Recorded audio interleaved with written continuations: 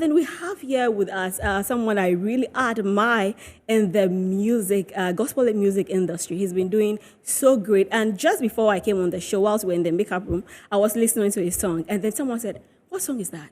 Who is that?" And I said, "Yes, that's coming from Perez." And one lady said she has already listened to it. And he said, "No, this is getting to her like it's serious." And I think this is a live testimony. She has been listening to it over and over till I was done with my makeup before coming here. But then I think it's a good one. And before we even go ahead and delve into your music, we have Perez Musik with us here. Yes, he's a great gospel musician with in Ghana. You're welcome to the show, though. Thank you, and thank you for having Perez me. is his fam. Yes, his fam now, he's been here. I He's think now we've family. probably lost track how many times he's been here. Right. But yeah, he's from. But then, before I delve into other things, I would like to know, I know you're a gospel musician, you do a lot of gospel, but what do you do aside gospel? When you are not in the studio singing, when you are not in the spirit, what are you doing? When I'm not in the spirit part. So I'm also a creative. I'm into video productions, audio productions. I do most of my. I run a recording studio. For now, it's more like a personal recording studio, but I help one or two people too when I can. I do my own mixing and my own mastering. So usually when I'm not doing anything, I'm possibly in the studio working and trying to put things together. Yeah. Like I said, I'm NAFTI trained, so I know a bit of photography, videography, editing, and all that. So that's what I do. I used to work with the company, but now I'm fully focused on the ministry and making it grow. Yes. So you're cutting. I mean, I just want to. So you're cutting losses. Because if you don't do these things by yourself, you have to pay someone to do that. Yeah. They always say that if you want to go far, if you want to go fast, you go alone. If you want to go far, you go with the company. Usually, in the beginning of everything, you don't really get everybody supporting you and everybody understanding you. So you have to put yourself in the position where you can do so much for yourself. So when you get to a point, people will come on and say, "Okay, I think I understand your vision now." Because sometimes speaking about the vision or the ministry alone is not enough until you put it in action. So when people see the results and now they understand it, then they come on board. So it's not like I'm trying to cut costs, but I felt like at the stage where I was or at the stage where I am, most of the things I understand it best. Okay. So I put it together, but very soon I'm actually. I don't know if you've ever heard, I've spoken about helping train young boys and everything. So I'm looking at bringing some people in, train them, help them understand some of these things, and then they can also use it to better their lives. Beautiful. So, I mean, you have been doing gospel music, but what is gospel music to you? For me, that's a very good question. For me, gospel music is not just a calling for me. It's very personal to me because I can say that it is the tool or music. It's the tool that God used to draw me out of a lot of things and to put me in a position where He wants me to be. And gospel music is everything meaningful to me. For me, it gives me the ability to fully express who I am, fully express the giftings of God on my life, and also gives me the greatest opportunity to reach out to people with the message of Christ, which is the most important and the most essential aspect of it all. Awesome. But you see, some people have their own perception of what gospel music is. And we all know our gospel musicians that, okay, this person, we classify them as gospel musicians. But then again, we are in this country where we've seen the likes of Kofi Kinata, who have played songs like Susuka. We have seen Kim Promise, who has played CCTV. And then we have seen Daddy Lumba and Machide, they play something that somehow qualified to more or less like a gospel music. But do you think that all these people, when they sing songs like that, does it qualify it to be called a gospel music?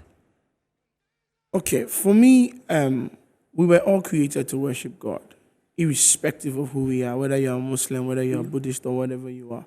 And I believe that they are genuinely expressing their love or their understanding of who how they see God. And I don't think there's anything wrong with that. As to whether you classify it as gospel or non-gospel, it depends on who is receiving it and how the person is receiving it. Because there are some songs that are just inspirational. There are songs that people are just singing about. They are expressing their faith. I think it's classified as some have classified it alternative gospel music. I mean, sometimes I feel like the classification is overly is not necessary because for me, I think it's just an artist expressing who they are. For instance, let's take a typical example. Let's take somebody like Kanye West. You understand? We all know Kanye West to be a hip hop artist, but it got to a point in his life and in his career, his relationship with God became closer, and he wanted to express it through his art. But Kanye West is not a gospel artist. You understand? But he was able to produce records, very powerful spiritual records, like very, very powerful records that when you listen to that album, it was very, very powerful. So I believe that it's just them or these artists they are just in the place. Daddy Lumba did that his gospel album, finished, came back and started doing his secular album. He was in a place where he felt like he wanted to express himself. Yeah. So if we want to classify it as gospel, it is gospel, but there's nothing wrong with it. But is that to say that you don't need to be born again to do gospel? No, you have to be born again. You have to be born again. Yes. So then, those who have been doing gospel that probably aren't born again, then we but the fact that they are doing secular music does not mean that they are not born again. But then I'm saying that there are others that are not born again, but then again they are doing gospel music. You see, you can't sing about a source you don't know. You can't sing about a God you don't know, and it will show. You don't sing about a God you don't know. That means we have people that talk about God, but then they are not even from God. So do they know God? Yeah, people. See, there are dimensions to this thing that we are doing. Yeah. There are people, they know God, but they've lost the relationship with Him. Do you understand? Right. Most of these, in quotes, charlatans that we see, in quotes, some of these fake pastors and things that we see, you'll be amazed that some of them actually started very well. Some of them have very strong Christian foundations. Backgrounds. But along the way, the challenges of life, if you read the parable of the sower, the seed was sown. Some fell on rocky grounds. It started germinating, but then the rocks, the cares of life, crushed it, and it couldn't. Some of them are like that. Some of them also fell on other grounds that they couldn't grow at all, and others also fell on some good soil that germinated. So some people, they actually knew God or they know God, but that's why when you read the Bible, it says that there's a time that God will tell people that they'll tell God that we heal people in your name, we cast out demons in your name, and God will tell them that depart from me, I know you not, you workers of it.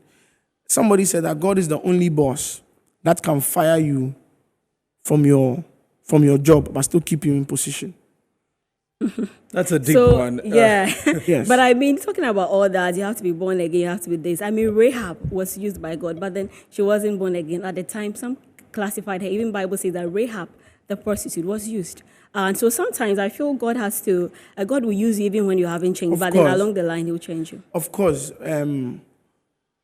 The circumstance of Rahab, and even that was most when in the Old Testament, right? Right. Christ hadn't come, Christ hadn't died for us. So there were a lot of, I don't know how to classify it, but you see, sometimes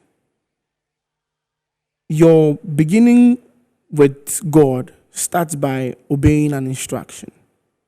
So for instance, Rahab was given a spiritual instruction. She was subconsciously unknowing urged, or there was a desire that God put in in her to help the people. Imagine if she had disobeyed it, and now she obeys it, and it puts her in a very vantage position. Now she becomes the great grandmother of our Lord Jesus Christ. Do you understand? So it doesn't matter who you are, it doesn't matter where you are. God will talk to you. It is you listening and obeying the voice that will trigger the journey.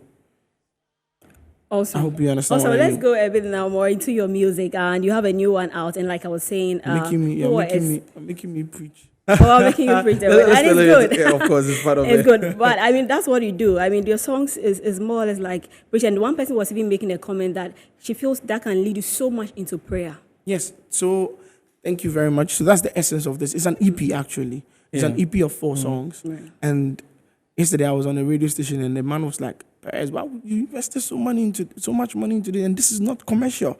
It's not always that you do commercial music. I believe I'm called to a people, and I'm supposed to serve the people. And I know how much or how difficult it is for a lot of Christians to actually stay in a place of prayer, because I've been there myself. I've struggled with it myself. So for me to be able to overcome that level and get to a certain level, I want to share the new realms that I find myself in with people too as well, and help them come up to that level. So this EP is titled Move. Okay. And if you listen to it, you realize that most of the songs on it are very long. The main purpose is for you to be able to pray with, is to make it easy for you to zoom into the atmosphere of prayer or stay in the presence of God. Just have the songs playing in the background. So you wake up in the morning, you've had your quiet time, you're going to the office, you just slot it in. The whole album is about 40 to 35 minutes. From your journey from the house to work, from the house to work, you can just be playing it in the background. It's family, it's for the family. You, your wife, your kids can just be praying with it, making declarations into your day.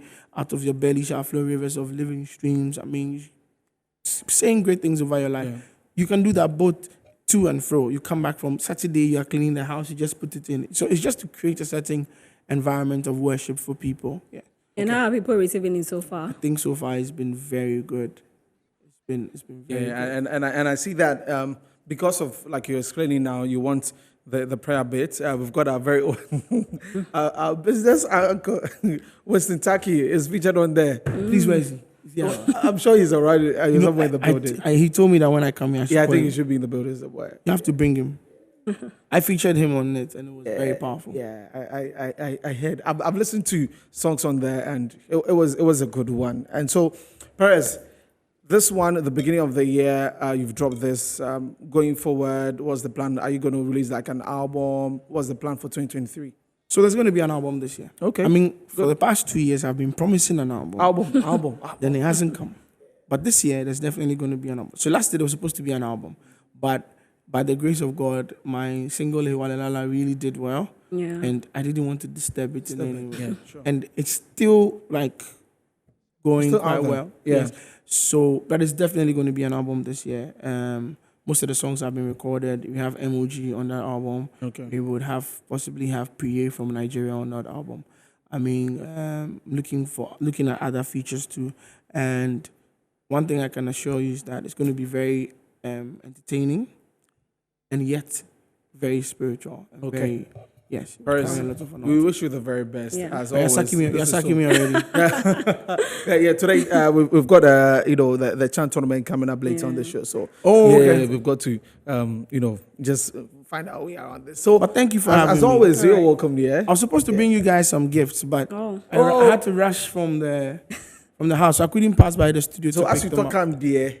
We are always here. Fail. We are always here. We said, "What come?"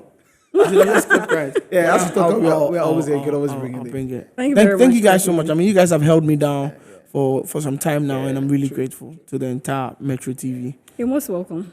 Original TV, everybody. Yeah, everybody part of Ignite Media. We really do appreciate you, and wish you the very best with the move. Yep. And when you drop other ones, you can always pass. Yes, sir. Thank you very much. So I guess that's it with Perez Musik.